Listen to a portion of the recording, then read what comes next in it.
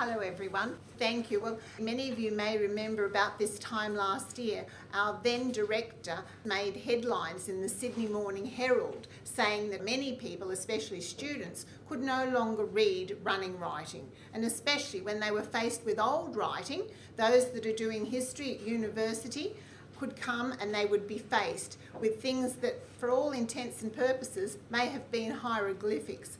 What I can say to you in 60 minutes of tips and tactics is only the tip of the iceberg, and I'm sure many of you have worked out your own tips and tactics that work for you. So take from this what you will, those that work for you, and sometimes when I've read tips in various other places, I've thought, oh, that doesn't work for me. So you might think, oh, she's suggesting that and that doesn't work for me. Work out what does work for you. And I'm sure there's going to be a lot more than what's here. In fact, this talk, I'm sure we could even extend it into a 2-hour talk, or we could even do a whole day session with all different speakers on different aspects of the writing. So hopefully some of these things will help you, and I'm sure when I give you the examples, do keep in mind, you know, there'll be lots more, but we're just trying to get through what we can in the 60 minutes available to us.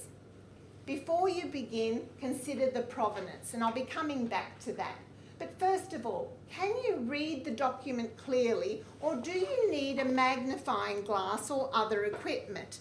Now, I ask this first of all because many people come over to us at the desk when I'm on the reference desk and they say, could I please see the original? You can't read it on the microfilm. And I go over and I read it to them. And it's not that they couldn't read it on the microfilm, it wasn't that it wasn't clear, they simply couldn't read the writing.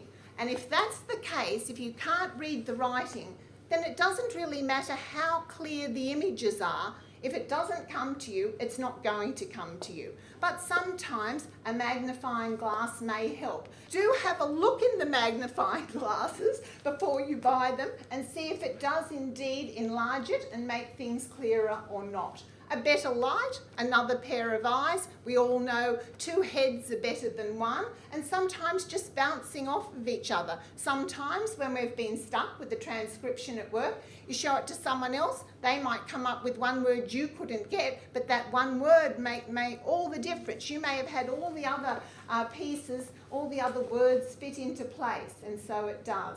Does it need conservation work? And that's quite a serious thing to consider. Over the years, we've been presented with people's family treasures, and many of them, to me, look as though they could use a very good clean to begin with. Just cleaning it up may make it better to read. Piecing it together, sometimes people have it all fragmented and they're trying to get you to read and there's big tears in it, and it's very, very difficult. The other thing that might help is someone with experience in that particular field. And I don't mean a historian or an archivist or a librarian. It might be a specialised field that you need to consider.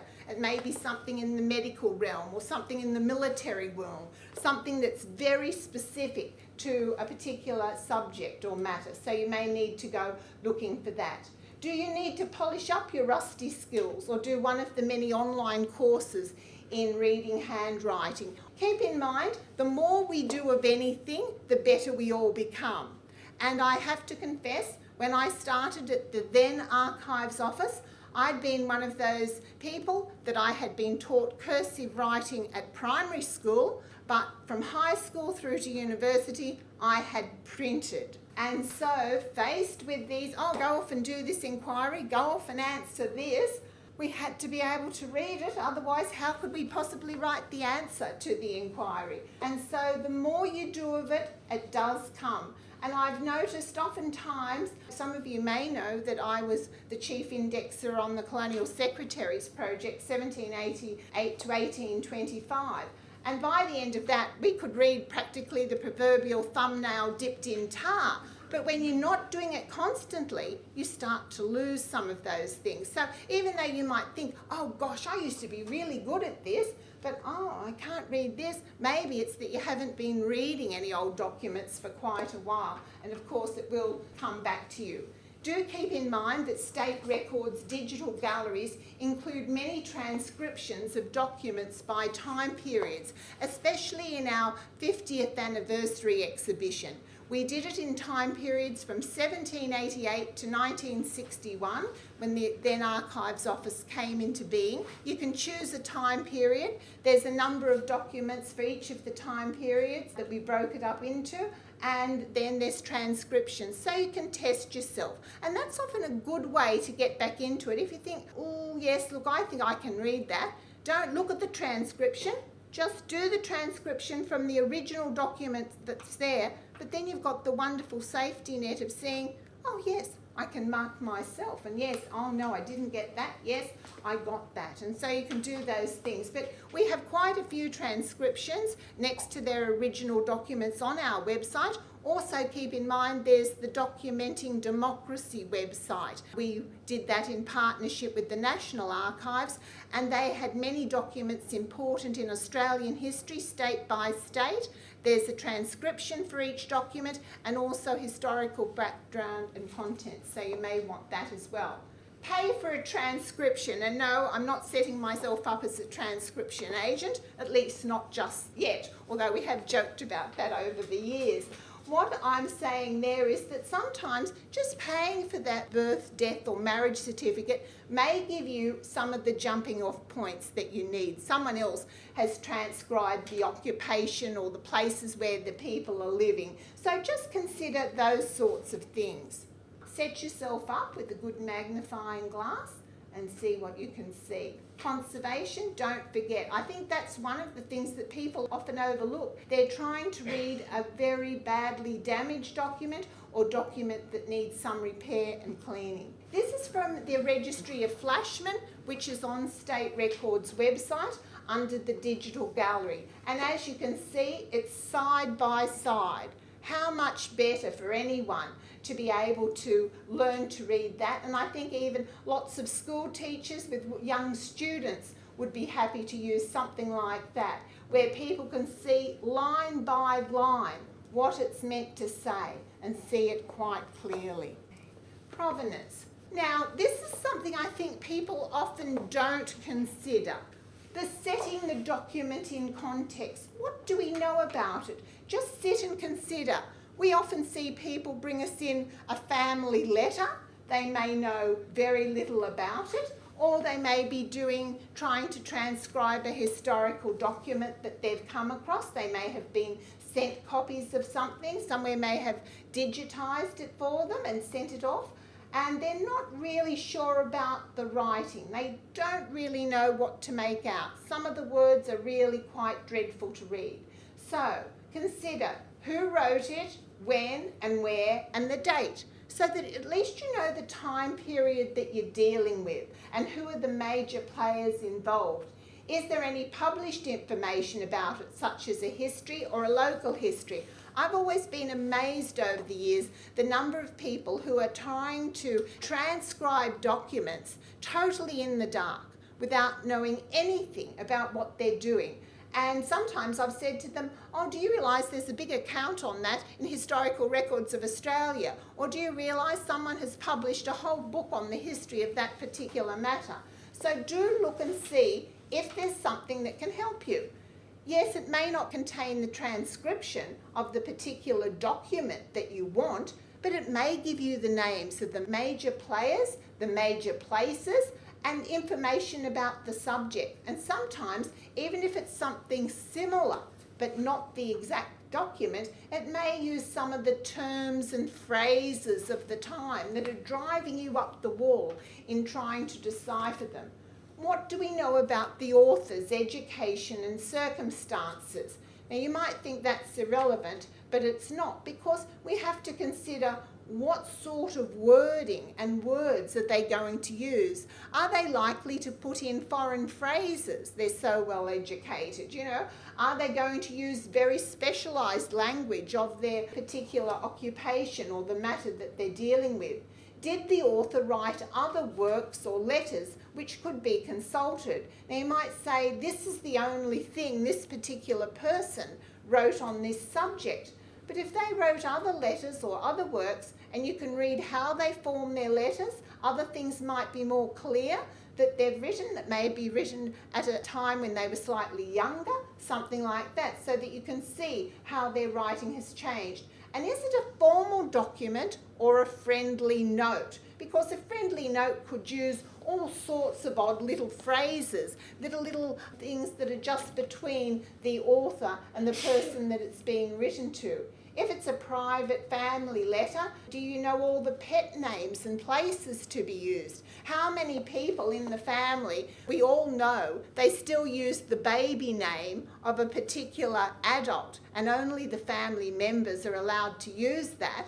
But a generation or 2 generations later, people don't know that the old lady they remembered as their grandma, was once called, sweet cakes or something else. So just see if someone else in the family knows what some of those pet names may be. Also, they may talk about property names or house names that people no longer remember or know about. And people are often trying to transcribe something that they think, oh, I don't think this makes sense. But really, more knowledge of the family or the place may help them to say, yes, that's exactly what they used to call that person. All these things may influence the choice of words. And how sure are you of the facts about this document? We often have people who bring us a document or a photograph, and they say what they believe it to be and what period of time they believe it to be. But oftentimes, we realise by looking at it, by the type of words that are used, or sometimes in the case of a photograph, by the fashions, that they're totally wrong in what they think are the facts about a particular document. The other thing I'd also say is, when you're doing a transcription of a particular document, if you're really having difficulty with it, try and get into the zone. And by that I mean, try and think how people of that particular era would speak, how they would write, much more formally than of course we would, and oftentimes they would use many words that we would hardly ever use nowadays. Now, family names and surnames, these may vary to the generally accepted way that the name is spelt nowadays, and we see an awful lot of that when people are looking for birth, death and marriage certificates, when they're looking at our online indexes. We regularly get emails saying, you have spelt our name incorrectly. I go down and I look at the original document. If I can make out the name the way they want it to be spelt, then yes, I will change the index. Or if I think it's open to interpretation, I may put an either or. But sometimes I simply cannot get the way they want it to be spelt. And yes, it may simply have been spelt incorrectly at the time. Now, why I've put try the historic indexes on the website of the New South Wales Registry of Births, Deaths and Marriages is simply that sometimes people want to make a word, a surname out that no one has ever heard of. Now, yes, I do grant you that there are some surnames that are very unusual, but normally it would be something that you would think you had heard of. I often say that, if you haven't sort of come across a family of that name in the course of your life, it's probably not going to be it. It's all very well when people are looking at something from the 1800s and they think the family surname's going to be Bonk instead of Burke. I mean, and that's just someone, a modern person, looking at it and thinking, oh, I think that looks like that. And you sort of think, well, I didn't go to school with anyone called Bonk, so I don't really think that it probably is. Nowadays, of course, we're such a multicultural society that there's probably thousands of different names, and it would probably be a name. But think about the time in which you're dealing with. So if you're looking in something in the 1800s, think of the sorts of names that are going to be around. Telephone directories are also another good way to check if a name seems reasonable or not. Electoral rolls, many of these, there's a selection of them on ancestry.com. So these are the sorts of places where you're going to see a name printed out But you've worked out what you think that name should be, and these are places where you could try. Also try State Records online indexes. And of course, if the person held a public office, try things such as the public service list. And they're good, especially if you know the position. You might be reading a letter and there's a name at the bottom that you're not quite sure of, but you might see that the person is the clerk of the petty sessions at Orange, or they're the mining warden at Bathurst. Or if they're a military person, you may want to try some of the various military lists that are available. Law almanacs, if you think it's someone involved in the law. There's also lists of medical practitioners, those sorts of things where you're trying to come up with the person's surname, but you know their position, so you might be able to go to a printed list and see who's the most likely person to be there. And of course, the public service list, this is 1886, they're nicely printed. It can also be helpful too if you've been able to work out the surname of a person, but you couldn't quite make out their initials or their first name, because a lot of people in official positions, they often just put their initials and then their surname, and initials can often be the hardest thing of all to try and read. So do keep in mind, printed lists of public service can help you. First names, consider the time and the place. Nowadays, they give such incredible names to people. I sometimes have to ask people to repeat their grandchildren or their children's names. I've never ever heard of them and I wouldn't know how to spell them. So consider the time and the place of the document that you're reading. If you're looking at something in the colonial times, then it's likely to be very traditional names, biblical names, Roman and classical names, and of course, something that often causes a stumbling block for many people is when a family surname has been given as a first name. So sometimes the mother's maiden name may have been given as the first name to one of the children, and that often can be of difficulty. Are there names of particular ethnic origins? Are they, German, French, Italian, Chinese? Is there something that's going to be particularly different about them that may mean why you can't interpret it and that's causing you problems? And many of you, I'm sure, will all know many of these are just basic abbreviations, and you may be wondering why I'm showing such a basic list. But a number of years ago, we had some work experience students, and we thought that a good thing for them would be to do some indexing. And of course, many of the names on the list, we had, JAS for James, we had TY for Timothy, we had all these wonderful different names. And instead, we got the index back as the Jason and Troy index, because that's what everyone at their school was called. And so people do abbreviations thinking, this time, the people that I know, rather than thinking, I have to look at the time.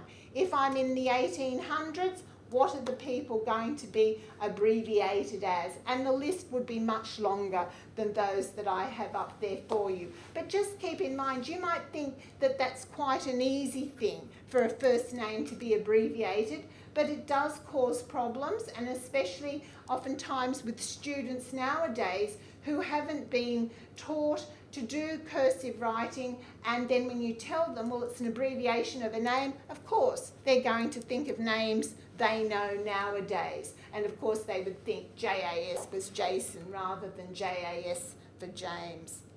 Initials. Now, you might think, surely not. But yes, I have to tell you, this is something that I see quite often.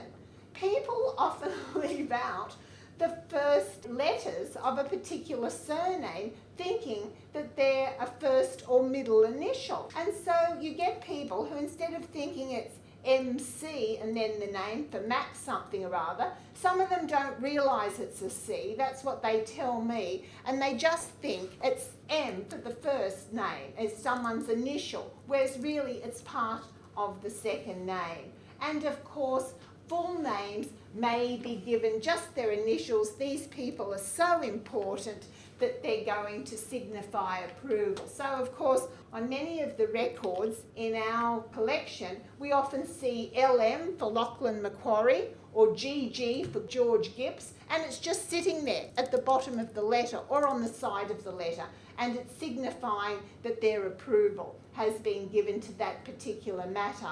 Also, abbreviations. You see these little letters floating around, such as Justice of the Peace.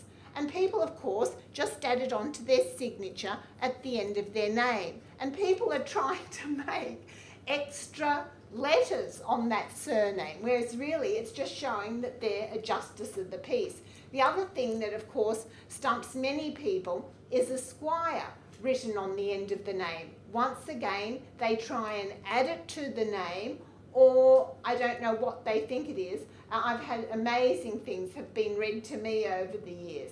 Or it might be a particular honour that the person has received, and those letters appear after their name. So these initials can cause an awful lot of difficulties and problems. And there we have LM for Lachlan Macquarie, and people are often quite startled, and they say, oh, surely the governor wouldn't have read this. You say, yes, he sat there and he read every single piece because he had to sort out the mess, and the only way to do it was to make sure that he read everything and put it all in order.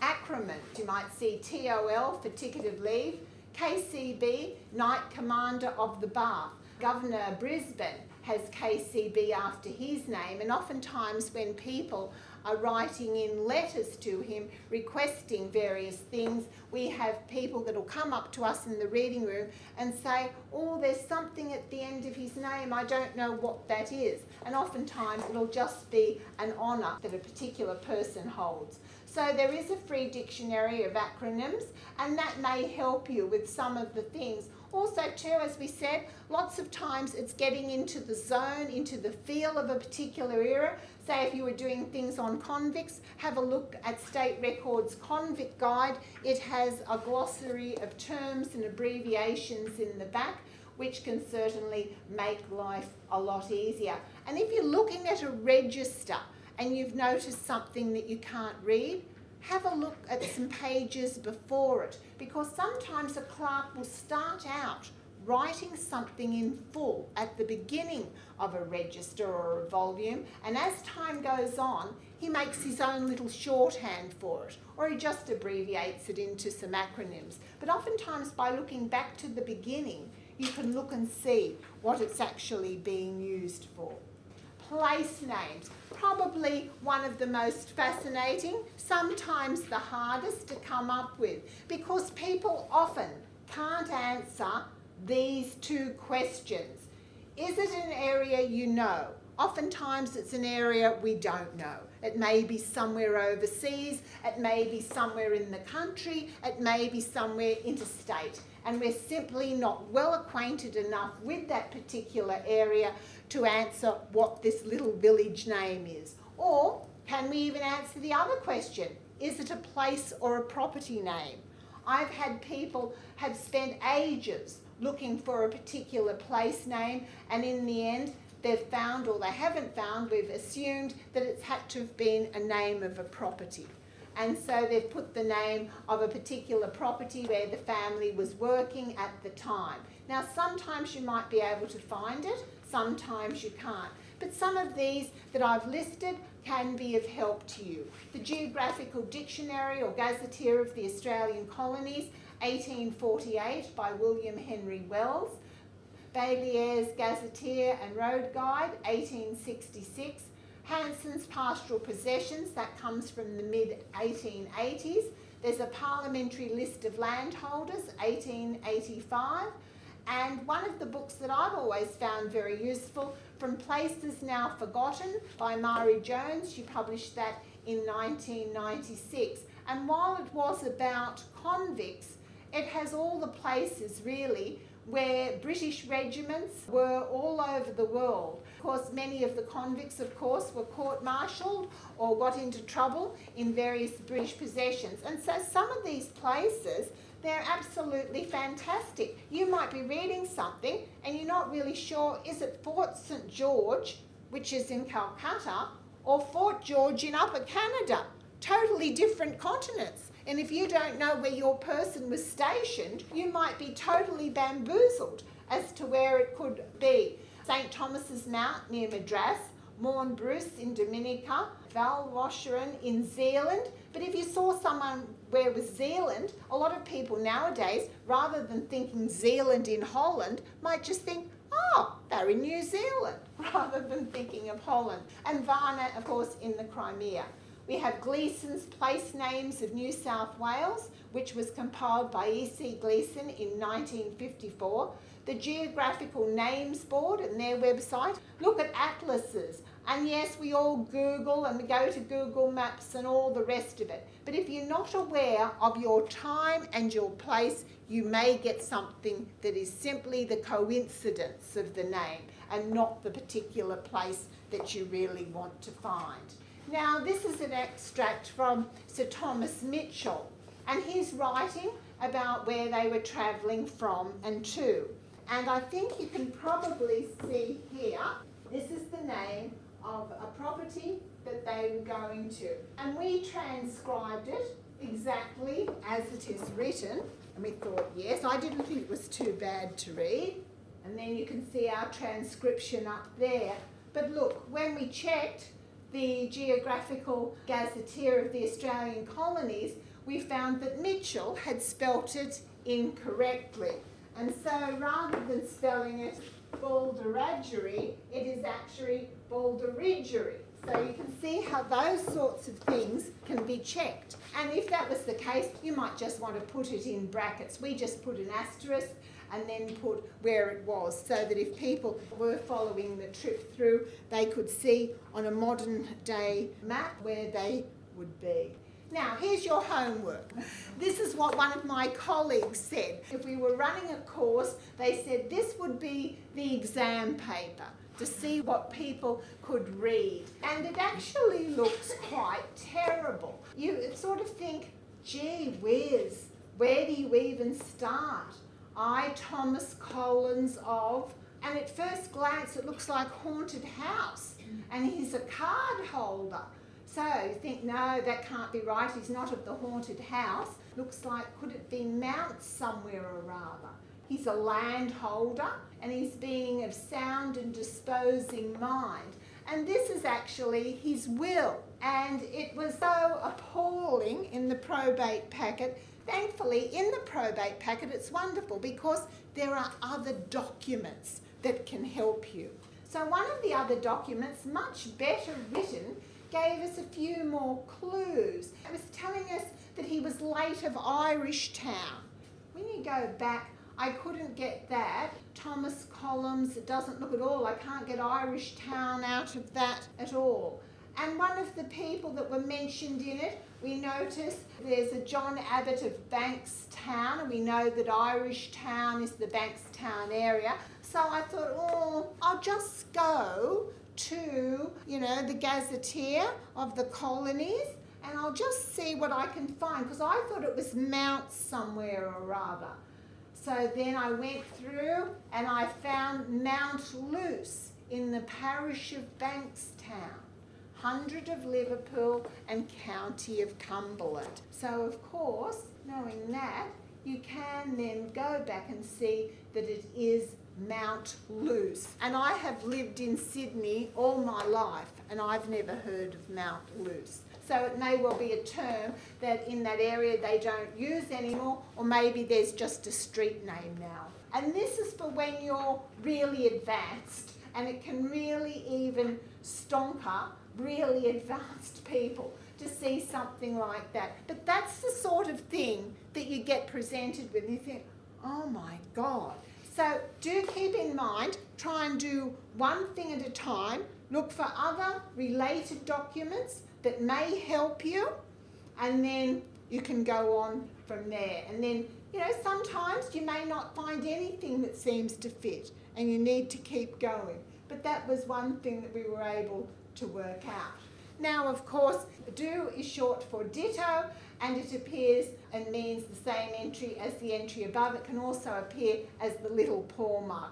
And starting off with something like that, I am talking about, you know, people often starting off with straightforward, easy things. If you're advising someone, start off very simply. Don't forget, of course, Roman numerals, and that's one thing I seem to have to do with the new archivists that come through. I have to sit down and do what are Roman numerals, because so many of our colonial records refer to volume, you know, 1V or XXL or whatever else. Many medical terms have a Latin base, and also, was it written in Latin or another language such as French for a particular reason, because they didn't want anyone else to read it. And sometimes we've had documents in our collection that have been written in Latin, and it's where a crime has been so heinous in their opinion that it had to be written in Latin so that no one could work out what was, you know, unless you could read Latin, what was being said. So do keep that in mind. With medical terms, there's Ruby's list of archaic medical terms, and also too, sometimes you can even ask your doctor.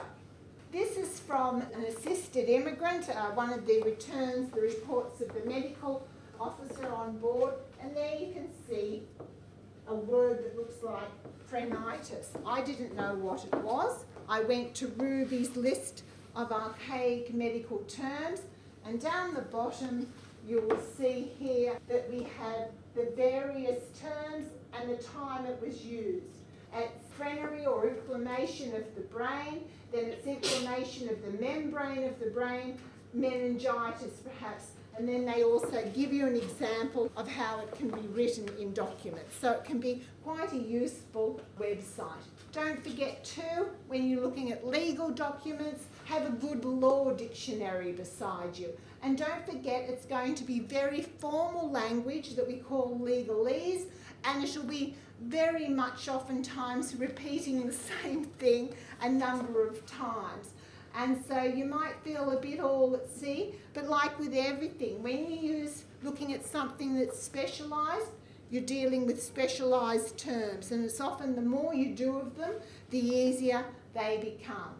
Business and occupation terms. These may be quite formal. Nowadays, we tend to be very informal in our dealings with people with business. Keep in mind, in the colonial era, it's going to be a much more formal manner. And of course, with messrs, it's really a plural of messieurs, plural, but it means more than one male. Try a dictionary of old trades and occupations if you come across people's occupations that you've never come across before. I've just put a couple of examples there: a mantua maker, a palsgrave, a sugar baker, and a Vulcan. Does anyone know what they mean? Okay, a mantua maker, it's a female occupation, and many of the women in the female factory have that as their occupation. They were more than a dressmaker. They could make the whole outfit for a woman except for the hat. So they could do, you know, beautiful jackets and covered buttons and very detailed work. A palsgrave is generally a count or some other noble who runs a royal household. A sugar baker isn't a baker at all. It's a person who refines sugar. And a Vulcan is another name for a blacksmith. So those sorts of things, if you look at a dictionary of old trades, sometimes you've transcribed the word correctly, but you think, oh, that couldn't possibly be a word. And a very old encyclopedia will often be of great assistance. Here's an agreement between Reuben Uther, who was a hat maker, a very wealthy hat maker in the early days of the colony. I think some people would probably find it quite difficult. There you can see messieurs written out in plural. You also see things like manufacturing agreement. Keep in mind that this is a business agreement, and so business terms and formal business terms will be used in it. Symbols. When money is being recorded, and most of us are old enough to remember good old pounds, shillings and pence, they may be in columns that are unheaded. Imperial weights and measures, and hopefully most of us have not forgotten, but of course sometimes when you see it just written in isolation, it can be difficult. The tiny little zero for the degrees, and of course a cross with dots is often used as an asterisk. So there's one that you can see. This is from a bankruptcy file, and you may be thinking, oh, I can't read that word. He's got cash for gristing. There's also flour. It would help you if I told you that this particular person was a miller at Albury. So not only are you looking at the pound sign down there, when you're looking at the document, you're probably worrying, oh, what's this word? And gristing, and I'm sure we've all heard of grist to the mill. So it's the corn that's being taken in to be ground. And then he's also doing flour. So once again, this is a case where it be business or any other subject. Work out what you're dealing with and what terms are going to be used in it. Troublesome letters and numbers. Look, I've just come up with a page, and I'm sure we could easily double it, just ourselves sitting here. 1 for a 7, 3 for a 5, 3 and 8 get mixed up, 5 and 6s get mixed up, 6 and 8s get mistaken for each other, and 7 and 9s can get mistaken for each other. Capital letters may not match the smaller letters. People often say, oh, how can you say that's an R? It doesn't look anything like the other R on the page. Well, small r's and capital R's do not look like each other. So just keep those sorts of things in mind. A capital R and a capital K can look very much like each other, an L and an S, and of course I think we often find people often think that their ancestor's occupation is a lawyer rather than Sawyer. Now you could argue that yes, the S's and the L's do look alike, but I often think it's more just wishful thinking. I's and J's, I'm sure we've all come across that. H's and STs, T's and F's. A and U's can be confused, N and U's can be confused, N and R's, or is it simply a flourish at the end of a word? Those flourishes, I think, cause a lot of difficulties, so always watch out for flourishes when you are transcribing. An R and an N often look like an M. G and Y on the end can be confusing, or is it just a flourish? It's not a Y at all. And capital Q. I think, for the uninitiated, I think that capital Qs cause more problems than any other letter. That's the letter that I'm more often than not asked to read. And they look like a giant numeral 2. And we of course see it in Queen, Queensland, quarter sessions. They come up time and time again. And there you can see, I think if you weren't used to the writing, I've had people say it says 2R. It's quarter sessions, Sydney, SDY. And those sorts of things can cause lots of problems for people. It looks like a 2R, but it's QR for quarter sessions. And there you can see Corindi. It looks like a giant 2. Now that's a more modern record. That's from the 1920s, but we're still getting people who can't read it. Long and short S's. The double S-ing words such as assisted immigrants, dress, passenger, assizes is written as a long S, which looks like an F, and then a short S. It can also be seen in surnames such as Russell and Rossi, and it's also known as a leading S. When you're explaining it to people, it's often easier to say a short and a long S. And for those of you that have perhaps looked at German names or some German writing, that letter that the Germans do that looks like a very swirly B is similar to the leading S and often serves the same function. There you can see Worcester assizes.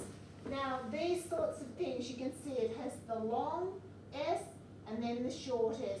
And this particular person writing this has done the A like that. So you have to get used to the individual clerk's handwriting, but if you know the things to look for, then it can make sense. This is a good example. This is from a passenger report, and down here you can see quite clearly the assistance afforded. Now that's a good thing to come across because you can see that that's the long S and the short S, but if someone was saying, oh, it's an F, you can see afforded is right next to it, so you can see that it's different. And then those things where you can compare one on the other. I've read one tip on one of the many sites that said make up your own alphabetic symbols that you've noticed a particular clerk does. And of course we always say do look at other things that they're writing, some things that couldn't simply be anything else. So for example, this is sea sickness. I've never heard of any other word that you could fit into that, so that even if you weren't sure of the long S and the short S, I don't think you could make anything else out of it, only sea sickness. Common phrases. Your humble and obedient servant. Often the last two words will be abbreviated to OBDT and SERVT. Now, I think a lot of times, a lot of students coming through nowadays have difficulty because they would never say that. It's very much getting into the era, pulling of the forelock. Most respectfully showeth, and showeth written SHEWETH, as in duty bound will ever pray. The memorial of your excellency, I beg to inform, herein named, I do myself the honour. Sir, I have the honour to report. And honour often can be spelt either way. I have the honour to remain. I am desirous of procuring. Desirous is a word that comes up a lot. They're very desirous of many things. So that's a case where you can transcribe it, leave the word out that you don't know, and that's oftentimes where a thesaurus rather than a dictionary will come into being, because you might know what the sense of the word is, but you simply can't get the particular word. And of course, in wills and probate, you'll often see goods and chattels. Common errors and abbreviations. L's and T's appear to all be crossed. Sometimes they just put a stroke through the whole word, and that can really cause confusion. Dots, which are not dots, they're simply a dot or a mark on the paper and not a part of the word. ALS for alias, not also. Junior and senior, and once again, this is like when we were talking about the JPs and the Esquires. People often write it so close to the end of their name that people looking at it all these years later think that it's part of the name. In our records, GD, jail delivery, turns up a lot, and of course, ColSec for Colonial Secretary. And government servant, often abbreviated, people aren't sure how to read it, and then when they do and you say, oh, that means government servant, they get really pleased and think the person's a public servant. And so you say, no, they're a convict, I'm afraid. But keep in mind, with the Colonial Secretary, ColSec can turn up on all sorts of correspondence, and it often causes people a lot of problems. Because they see the col, they always think, rather than it being colonial, they think it's a colonel. Now, crossed writing, you need to put it when the writing oftentimes to save space, they write one way, then they turn it up and write across. So it can be easier by putting it up the right way. Use a ruler or a cut-out piece of cardboard so that you just look at one line at a time. Here's a ticket of leave, and as you can see, there's writing across it. So the first thing to do is to turn it up the right way. Get into the zone, think of what they're going to say. Cancelled for being convicted of telling a gross falsehood. Now, how many people nowadays would talk about gross falsehoods rather than a lie? to his master, Mr. Moody. And then vide colsec letter, which means C, Colonial Secretary's letter number. And I did look up the letter, and he had lied about who had set the field of wheat on fire. So that was the gross falsehood, if you're wanting to know about the gross falsehood. I tell people, when you're trying to read writing that's been written across, you almost need to look through it, if that makes any sense. I think having just the one line at a time, having a cardboard cutout or something like that, you need to put everything else out of your mind except for what is there. Bleeding. Do you all know when the ink has bled through the paper? This especially happens on very thin tissue paper, like letterpress copies. Put a piece of blank paper or cardboard under it, and it will usually appear a bit clearer. Focus on just one line at a time, the way you did with crossed writing. Training wheels. If you are just starting out and wish to brush up on your skills, try reading documents where part is printed and part is handwritten. This will act as a guide. Look at registers, tickets of leave, certificates of freedom. For example, in this jail photo description book, there's very little for you to read, but you do have the guide, where born. So what's going to make sense of where this lady was born? Ireland, the year of birth, so you know you're looking at particular numerals. How did you arrive in the country? The religion, education, reads only, the colour of the eyes and the hair. These things, it's just starting out, just reading a few words at a time. This is an admission for destitute children into the asylum. Once again, you're seeing the do for the ditto, for the same as above. And there you're seeing the abbreviations of the State Children's Relief, they've put department, it was actually the board. And so by looking back in the register, you can see what some of these things mean. Here, that might have a lot of writing on it, but it's really helping you that part of the ticket is printed, so place of trial. You've got to think, where would place of trial be? Middlesex, GD, jail delivery, date of trial, sentence. Now, see, you mightn't be able to read Middlesex at first, but sentence, you're going to think, what are they going to sentence someone to? Life. So that gives you a bit of hope. Look, I've read that bit. They're allowed to remain in the district of, oh, that looks like Bathurst. Great, something else I can read. Just do a bit at a time. Start off with some that look quite clear, that don't have too much on them, so that you don't feel that you're being overwhelmed. Stealing geese, isn't that a wonderful offence? Wives and families of convicts. Here you can see a lot of the things we were talking about.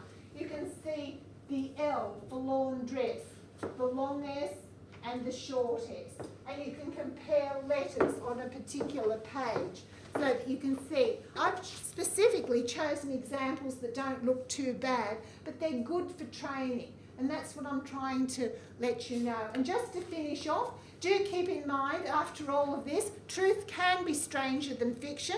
I've told you, if you haven't heard of someone of that surname, look at all these different things, look at place names. But here, this person was the government castrator of cattle. And yes, he has castrated the government cattle.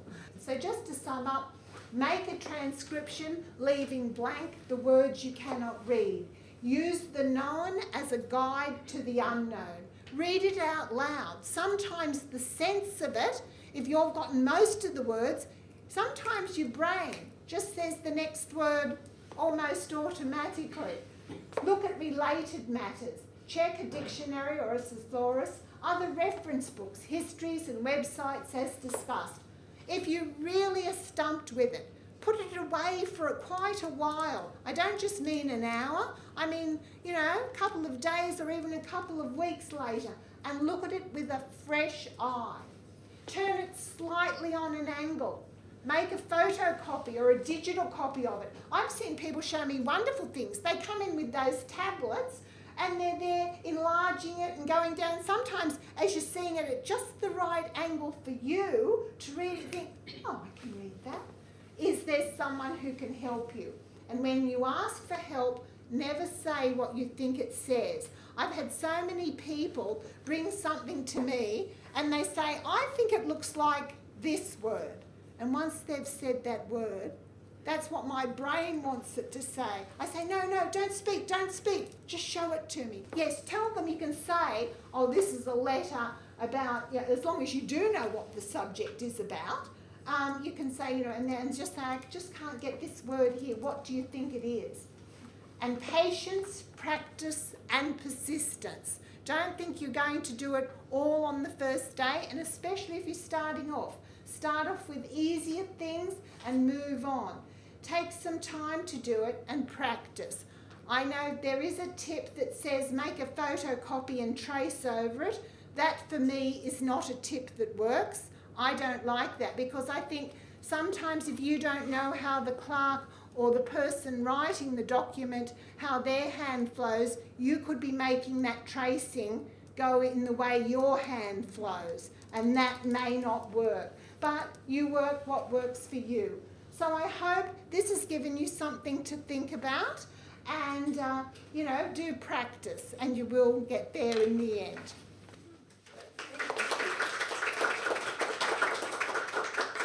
Take some questions? Yes, certainly. Yes.